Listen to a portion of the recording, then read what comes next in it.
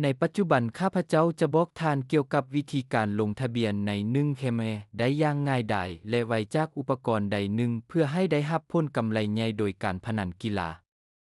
เปิดตัวท่องเว็บในโทรศัพท์หรือคอมพิวเตอร์ของท่านพิมพ์1เคมในแท็บค้นหาและไปที่เว็บไซต์อยู่ที่นั้นท่านจะเข้าไปในเมนูหลักเลือกปุ่มลงทะเบียนข้าพเจ้าแนะนำให้ท่านเลือกทางเลือกอีเมลเพราะว่านี้แม่นการลงทะเบียนอย่างเต็มที่กับการปกป้องข้อมูลของท่าน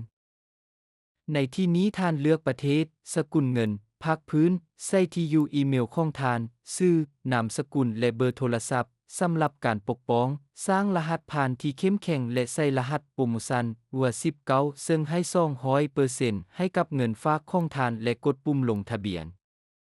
ค่อยจะออกรหัสโปรโมชั่นให้กับเจ้าในคำเห็นข้างลุ่มนี้วิดีโอหลังจากนั้นตื้มเงินใส่บัญชีของท่านด้วยวิธีที่ง่ายและได้รับ200%ในเงินฝากครั้งทำอิฐของท่าน